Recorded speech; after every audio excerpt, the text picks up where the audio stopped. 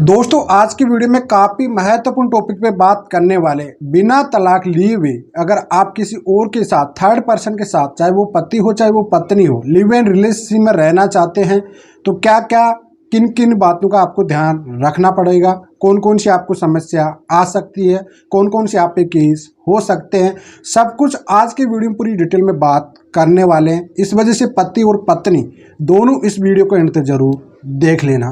तो चलिए दोस्तों, नो टाइम पास नो बकवास, सीधा करते हैं काम की बात। मैं हूं हंस। सेकंड बात दोस्तों, कमेंट में नंबर ना छोड़े, अगर आप मुझसे ही बात करना चाहते हो तो अपॉइंटमेंट लेके बात कर सकते हैं। देखिए दोस्तों, पहली बात तो अगर आप शादीशुदा हो, पति हो चाहे वो पत्नी हो, सबसे पहली स्टेप मैं आपको बता देता हूं कि बिना तलाक के अगर आप किसी तीसरे पर्सन के साथ, थर्ड पर्सन के साथ रहना चाहते हो, पति भी हो सकता है यहाँ पे, पत्नी भी हो सकता है, दोनों के लिए कॉमन वीडियो है ये भी।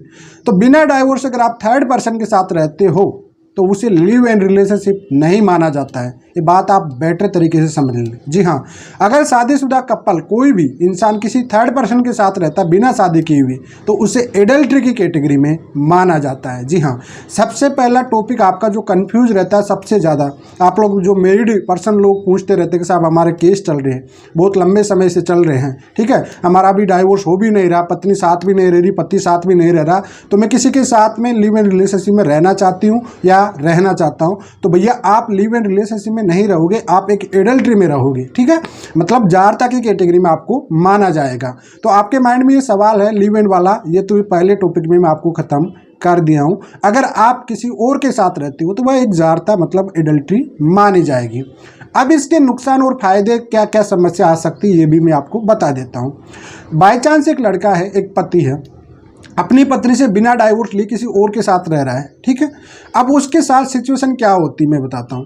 अगर पति किसी और के साथ बिना डाइवोर्स के साथ रह रहा है, ठीक है, तो वह एडल्ट्री कैटेगरी। पत्नी चाहे तो इसके आधार पे डाइवोर्स भी ले सकती है, पहला ग्राउंड पत्नी के पास।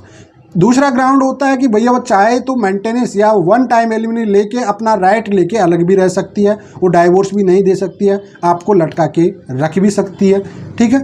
पति के लिए मैं बता रहा हूँ ये चीज़ें, ठीक है। और तीसरी बात, अगर वो जिस पति जिसके साथ रह रहा है कोई थर्ड पर्सन है और उससे ये सब चीज़ें छुपाई गई है कि वो शादीशुदा था, ऑलरेडी से वो अपनी मैरिड है, लाइफ है उसकी वाइफ के साथ उसके केस वगैरह चल रहे हैं और उसको ये सब चीज़ें छुपा कर रह रहा है उसके साथ, तो भैया वो 420 का 495 का ये सब केस कर देगी और जहाँ तक रेप का केस भी कर देती है, क्योंकि वह खुद एक सिंगल लड़की है, थर्ड पार्टनर जो है वो सिंगल लड़की है और उसके साथ एक कहते फॉल्स प्रॉमिस, फेक जो मैरिज का आप करते हो उसके साथ, वो आपको केस में भी फंसा सकती है। तो ये आपका तीसरा नुकसान भी होता है दोस्तों, ठीक है। और फोर्थ, फिर मेंटेनेंस की बारी आ जाती है। तो अगर थर्ड के विदाउट लिव इन में एडल्ट्री में रह रही और बच्चे हो जाते हैं तो बच्चे लीगली माने जाएंगे और इसके आधार पे जो है लाइफ ऑफ डैमेज भी कर सकती है आपसे और भरण पोषण भी ले सकती है महिला, और स्वेच्छानुसार वो जो डिमांड करेगी वो आपको पूरी फील करना ही पड़ेगा। कुल मिलाकर अगर आप शादी के बाद किसी और के साथ लिव इन रिलेशनशिप में या एडल्ट्री में रहते हो तो आपको भारी नुकसान उठाना पड़ सकता है। जी हाँ, आपको जेल की हवा भी खानी पड़ सकती है। अब कुछ मान भाव, कुछ ज़्यादा समझदार लोग ये आ जाएंगे कि साहब हम तो कर रखे हैं, हम तो ऐसे ही रह रहे हैं, हमारे साथ तो ऐसा कुछ होता नहीं है।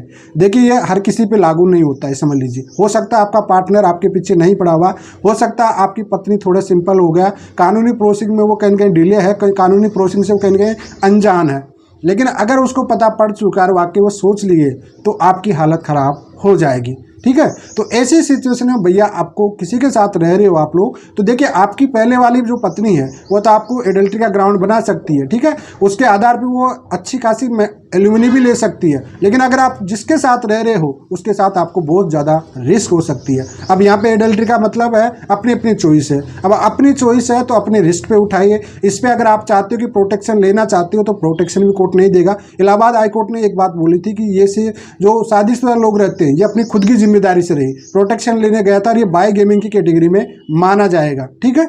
तो इस वजह से आप लोग जब भी किसी के साथ रह रहे हो, खास करके पति लोग, वो आपकी खुद के रिस्क पे रह सकते हो आप लोग बिना डाइवोर्स के। अगर आप रहना चाहते हो किसी महिला के तो सबसे पहले तो ये चीज़ बता दीजिए, आपको समस्या क्या क्या आ सकती है मैंने बता दिया। अब इसका समाधान भी आपको सिंपल में बता देता हूँ, क्योंकि मेरी रिस्पॉन्सिबिलिटी आपको कानून बताना, फॉलो करना नहीं करना वो आपकी जिम्मेदारी हो जाती है। देखिए, अगर आप किसी भी थर्ड महिला के साथ रह रही है तो उससे पूरी बात क्लियर बता दीजिए आप लोग, ठीक है। सबसे पहले कम से कम वो आप पे कोई केस तो ना कर सके कि भाई उसके साथ आप रह रहे हो, सहमति से उसने एडल्ट्री में रह रहे हो, उसका खुद का कंसल्ट है, उसको सब कुछ पता है आपके बारे में, आपकी जो पहले ही शादी है, आपके साथ उसके केस भी चल रहे हैं, सब कुछ चल रहे हैं, उसके बारे में उसको पूरा डिटेल में बता देना। डाइवोर्स हुआ या नहीं हुआ उसको सब कुछ बता देना, अन्यथा आप बुरे फंस सकते हो। यही एक चीज़ का समाधान है कि जो भी करना है, किसी के साथ रह रही हो एडल्ट्री में या किसी भी टाइप से, उसको सब कुछ बता के रहना है, अन्यथा आगे चलकर आपको बहुत बड़ी प्रॉब्लम में आप फंस सकते हो। अब बात करते हैं पत्नी की, कि पत्नी भाई किसी और के साथ रहना चाहती है और उससे अगर वो छुपा लेती है इस सब चीज़ों को, तो वो 420 का केस तो करेगा, धोखाधड़ी का तो करेगा, नल एंड वाइज सेक्शन 11, 12, 17 और 18 में जाके इसको अवॉइड भी करा देगा, शून्य घोषित भी करा देगा शादी को। ना ही आप उसको कोई रेप केस कर सकती है किसी टाइप के, आपने खुद ने 14 की, आपने खुद एडल्ट्री में गए हो, तो ये आपकी खुद की रिस्पॉन्सिबिलिटी होगी। ना ही आपको कोई मेंटेनेंस मिलेगा, कुछ नहीं मिलेगा। अगर बच्चा भी हो जाता है तो बच्चे की कस्टडी उसके पिता के पास चली जाएगी, क्योंकि पिता उसका लीगली फादर होता है और गार्जियंस भी वो नेचुरल गार्जियंस वो खुद ही होता है।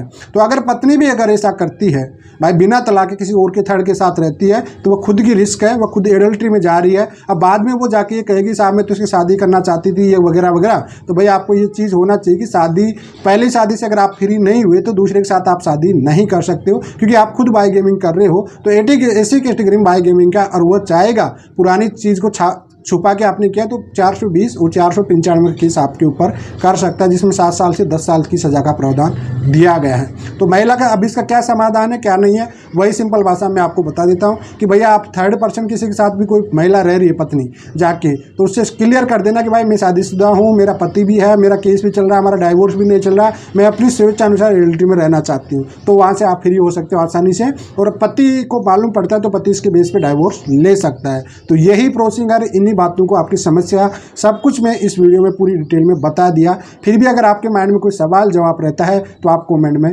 बता देना। दूसरी बात, कई लोग ये सोचते हैं कि साहब हम तो रह रहे हैं आसानी से, हमारी तो कोई दिक्कत नहीं आ रही है। देखिए यार, हर किसी की किस्मत ऐसा नहीं होता है। कानून में तो जब तक कोर्ट तक या पुलिस थाने तक ऐसी समस्या नहीं जाएगी तब तक वो आपको कोई दिक्कत आएगी नहीं। कई लोग तो 2-2, 3-3 बीवी घर में रखते हैं, ठीक है। तो ऐसी सिचुएशन में भैया वो तो ऑब्जेक्शन होना चाहिए ना, उसके खिलाफ होना चाहिए ना, जब तक जाओगे नहीं। जैसे आप पति एडल्ट्री में रह रहा है, पत्नी कुछ करेगी नहीं तो कोई मतलब है नहीं, खूब आराम से रही, ठीक है, ठीक है। पत्नी एडल्ट्री में रह रही है, पति कुछ नहीं कर रहा, किसी लिव इन में रह रही है, तो उसको कोई आपत्ति नहीं, कोर्ट को क्या आपत्ति, कानून की आपत्ति कुछ नहीं है, कोई आपत्ति नहीं है। ये अपना अपना स्वेच्छानुसार फैसला होता है। एडल्ट्री को पहले 497 को खत्म किया था, तब आपको पता है कि भैया जिसको एडजस्ट करना आता है वो एडजस्ट कर लीजिए, जिसको एडजस्ट नहीं करना आता है वो अपनी स्वेच्छानुसार इसका ग्राउंड बना के डाइवोर्स लेके दूर हो सकता है। तो कुल मिलाकर आपको जो मन में डाउट रहते हैं कि साहब बिना तलाक के लिव इन में रहना चाहते हैं, क्या क्या हमको समस्या आ सकती है, क्या क्या हम पे केस हो सकते हैं, क्या क्या इसका समाधान है, सब कुछ मैंने आज पूरी डिटेल में बता दिया हूँ। तो इस वजह से आपके माइंड में जब भी आता है ये सवाल, भाई इस वजह से आपको जब भी दिक्कत आती है इस मैटर में, तो इस वजह से आप प्रॉपरली तरीके से किसी भी पार्टनर के साथ रह रहे हो तो अपना रिस्क खुद की जिम्मेदारी के साथ रहे। कानून आपको कोई प्रोटेक्शन नहीं देने वाला ऐसे मामलों में। देखो, लिव इन रिलेशनशिप में होते हैं अनमेरिड कपल रहते हैं, ठीक है। अब अनमेरिड कपल रहते हैं तो उनको प्रोटेक्शन मिल जाता है घर वालों की से, फैमिली की दिक्कत से होने से।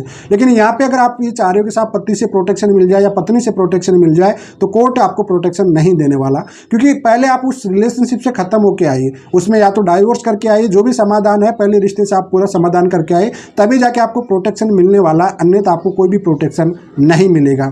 तो इस वजह से जो आपके सवाल आते रहते बार बार आप पूछते भी रहते हो, हमारी एक रिस्पॉन्सिबिलिटी है कि भैया आपको बताना बहुत जरूरी है कि इसमें क्या रिस्क हो सकता है, क्या नहीं रह सकता है। पूरी डिटेल में हमने आपको बता दिया। आगे आपकी जिम्मेदारी कि आप उसमें कंटिन्यू रहना चाहते हो, ऐसा करना चाहते हो या नहीं करना चाहते हो। लेकिन मेरा ओपिनियन आपके लिए, पति हो चाहे वो पत्नी हो, मेरा ओपिनियन आपके लिए, मेरी एक बात यही रहेगी कि जब तक आपका पहला रिलेशनशिप है, चाहे वो हस्बैंड है चाहे वो वाइफ है, अगर आपके उसमें एक उम्मीद है बचने की तो उसे कोशिश करिए, उसे बचा लीजिए आप लोग, ठीक है। आपके बाल बच्चे सब कुछ है, लेकिन अगर आपको लग रहा है कि वाकई बच नहीं पा रहा है तो फिर म्यूचुअल में बैठिए, उससे डाइवोर्स लीजिए और उसके बाद पूरी तरह से आज़ाद रहिए, और उसके बाद किसी और थर्ड पर्सन के साथ जाइए, तभी आप सुख से रह पाओगे। अन्यथा बीच में लटक के रह जाओगे, ना घर के रहोगे ना गांठ के रहोगे, बहुत बुरी हालत हो जाएगी। और जहाँ आप ये सोचते हो कि लिव इन में रहने के लिए लड़की अभी तो सब कुछ कर रही है, लेकिन जब साथ में रहने लगेगी तो दिक्कत आपको बहुत आने वाली रही है। इस वजह से आप ऐसी गलती कभी भी ना करिए। मैं इसका पार्ट टू पार्ट अलग वीडियो भी बना दूंगा, आप कहोगे तो, कि पति को क्या क्या समस्या आ सकती है, पत्नी को क्या क्या समस्या आ सकती है।